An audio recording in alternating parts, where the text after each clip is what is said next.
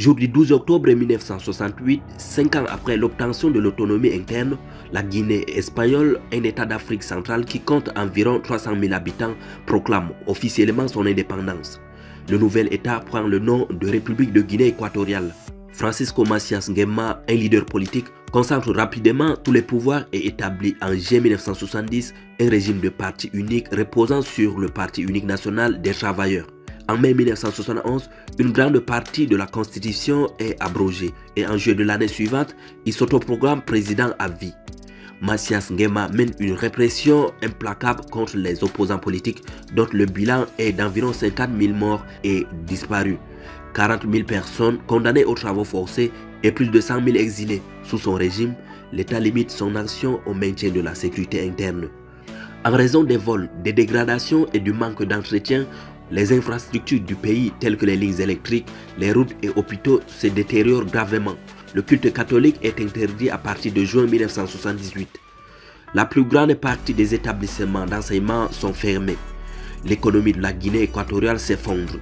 Les citoyens les plus qualifiés et les étrangers quittent le pays. Macias Nguema met en œuvre une politique d'africanisation des toponymes. La capitale de Guinée équatoriale à l'époque, Santa Isabel, devient Malabo. Lâché par les Espagnols qui font leur possible pour le renverser, un coup d'État mené dès août 1969 échoue. Le 3 août 1979, Macias est renversé par un coup d'État à l'instigation de son neveu, le colonel Teodoro Obiang Nguema Basogo, ancien chef de la prison de Black Beach.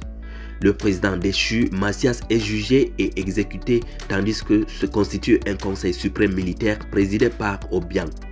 Le nouveau régime se trouve dans les conditions difficiles. Les caisses de l'État sont vides et la population est inférieure des 2/3 à ce qu'elle était lors de l'indépendance.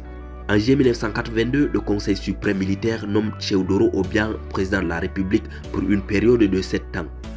Dans le même temps, une nouvelle constitution est promulguée après avoir été approuvée par référendum le 15 août. Le Conseil suprême militaire s'autodissout en octobre 1982. Peu après, en 1984, la Guinée équatoriale adhère à la communauté économique et monétaire de l'Afrique centrale et adopte le franc CFA comme monnaie.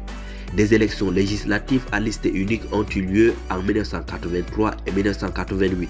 En 1987, Obiang annonce la formation du Parti démocratique de Guinée équatoriale PDGE dans la perspective de l'élection présidentielle de 1989. Candidat unique lors de ce scrutin, il est réélu.